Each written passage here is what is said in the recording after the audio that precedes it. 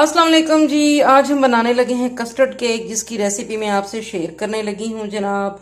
ये हमने कुछ बादाम और ये मिठाइयाँ ये कटिंग कर ली हैं हमने। ये देखिए, ये हमने एक बनाना कटिंग कर ली है, ये भी मिठाई है, और ये जी बर्फ़ी है। ये हमने सारी चीज़ें कटिंग कर ली, ठीक हो गया। साथ हमने चीनी ले ली, कस्टर्ड पैकेट ले लिए, और यहाँ जी दूध हमने बॉयल होने रख दिया हुआ है। यहाँ पे दूध बहुत अच्छी तरह से बॉयल हो चुका है।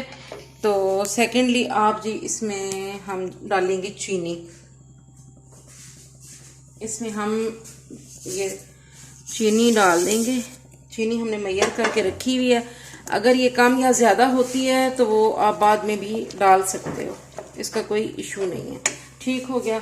अब यहाँ हम जी कस्टर्ड पाउडर मिक्स करेंगे। 1-1.5 किलो जो है वो दूध है, तो उस हिसाब से हमने ना 2 से 3 टेबल स्पून हमने इसमें कस्टर्ड पाउडर डाल देना है। इसको अच्छी तरह से ऐसे हम मिक्स करेंगे। फिर कस्टर्ड बैठ जाता है, तो इसको बहुत अच्छी तरह से आपने मिक्स कर लेना है।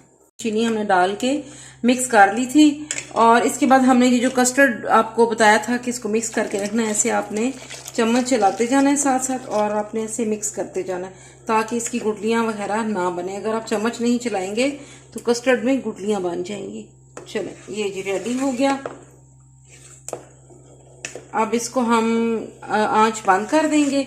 आंच बंद करने के बाद इसको हम ठंडा करके तो बाकी केक वगैरह जो लगाने हैं हम इसके साथ वो सेटिंग करेंगे। अच्छा, हमने फ्रूट केक मंगवाया था, वो हमने अपने बाउल में कटिंग करके ऐसे लगा लिया है। साथ ही हमने बनाना और साथ ही एप्पल हमने बारीक कटिंग करके इसमें डाल दिए।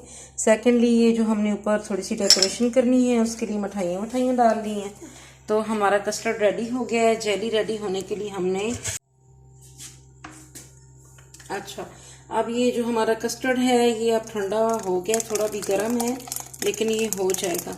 ये हमने सारा इसके ऊपर ऐसे डाल देना कस्टर्ड। अस्सलाम वालेकुम। हम जी बनाने लगे हैं जेली, जिसके लिए हमने 1 कप पानी लिया है और उसको अच्छी तरह से हमने ऐसे बॉईल कर लिया है। जेली जो है हमने हाफ लिया है, जितनी हमें ज़रूरत थी उसके मुताबिक। ठीक है। अब ये जी खौलते हुए पानी में हम ये डाल देंगे जेली, और इसको बहुत अच्छी तरह से ऐसे मिक्स कर लेंगे। ये देखिए जी, इसको हमने बहुत अच्छी तरह से मिक्स कर लिया। ये मिक्स होके तो अभी रेडी हो जाएगी। ये सिर्फ कलर और फ्लेवर के लिए होती है, अदरवाइज इसमें चीनी वीनी की ज़रूरत नहीं होती। अगर आप डालना चाहते हैं तो आपकी अपनी चॉइस है। चलें जी, ये देखिए हमने जेली अपनी इस प्लेट में निकाल ली है। जब ये जम जाएगी तो फिर इसके पीसेस अपनी चॉइस के मुताबिक आप चकोर कटिंग करें, गोल करें, तो फिर आप इसकी कटिंग कर लें। अभी हम इसको फ्रिज में या फ्रीज़र में रख देते हैं। जब ये जम जाएगी तो फिर आपसे शेयर करते हैं। कस्टर्ड के ऊपर हमने बहुत ही खूबसूरत सी गार्निशिंग कर ली है। ये हमारा फ्रूट कस्टर्ड जो है ये रेडी है, और साथ ही हमारी जेली भी रेडी है। अब हम जेली की कटिंग करेंगे और बाकी डेकोरेशन इसकी जैसे भी है वो करेंगे। चाहे आप इसको क्यूब्स की शक्ल में कटिंग करें, तो चाहे जिस तरह आपकी चॉइस है उस हिसाब से आप इसकी कटिंग कर लें। ये देखें जी, ये हमने इसकी कटिंग कर ली है, और ये हम इसको ऐसे अपने कस्टर्ड के ऊपर सजाते जाएंगे।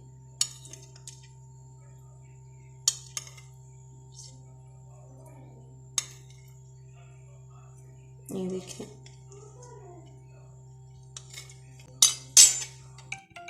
चलें जी, ये आपकी चॉइस है, आप कैसे सजाते हैं। चाहे ग्लासों में नीचे जेली डाल के ऊपर कस्टर्ड डाल दें, छोटी सी डेकोरेशन कर दें।